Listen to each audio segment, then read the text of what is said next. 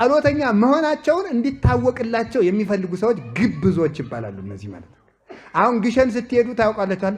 በጣም ትልቅ ድርሳነ ሚካኤል በጣም ትልቅ ይዝና እንደዚህ በጣም ትልቅ የሚያህል ድንች የሚያህል መቁጠሪያ በዚህ አድርጎ ባይታዊው ቅዱስነታቸው ያንን ወንድ ከሆነ እንግዲህ በቀሚሱ ስራ ያደረገው እስቲ እንዲያች አድርጎ ይተኛ ጀግና ከሆነ አሪያን ምዕመናን ይጓ አይደለም እናቴን ያባት አልቀው ፈርል ብለ ብሩን ጣብ ጉዳዩ ብር እኮ ነው።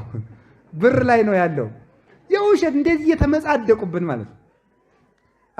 አንድ ጊዜ ትዝ ይለኛል ግሸን አንድ ባይታዊ ሰውዬ እንደዚህ ይደበድባል። ትልቅ መቁጠሪያ አድርጎና ይጸልያል ያለ ሰው ሁሉ ብር ይጥላል።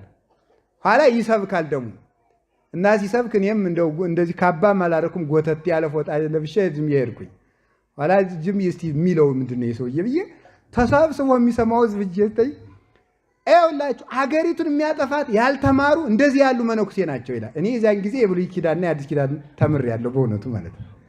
እንደዚህ ያሉ መነኩሴ ናቸው ሀገሪቱን የሚያጠፋት ይላል። ዝም እና ወደ ትምህርታችን እንሂዳልና ቅዱስ ገብርኤል ያበሰራት ቅዱስ ገብርኤል የተገለጠላት ቅድስት ሴት ማናት? እስቲ አንተ መነኩሴ ተናገር አለኝ። አጋር አልኩት።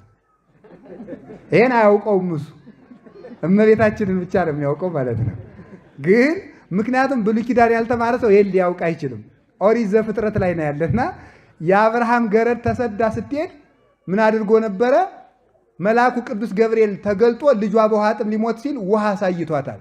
ያ መልአክ ቅዱስ ገብርኤል ነው የሚለውን ትርጓሜ የተማረ ሰው ብቻ ነው የሚያውቀው። ቅዱስ ገብርኤል ነውና ውሃው ክርስቶስ ነው። ቅዱስ ገብርኤል ደግሞ የሕይወት ውሃ ክርስቶስን አብስሯል ተብሎ ትርጓሜውን የሚያውቅ የተማረ ሰው ነው። ሰውየው ጥሬቱ መጽሐፍ ቅዱስ አጋር እሺ ብሎ መንፈስ እግዚአብሔር አልፈቀደም ወደዚያ እንድ ብሎ ሲሄድ ትዝ ይለኛል እላችኋለሁ። እውነቱ ማለት ነው።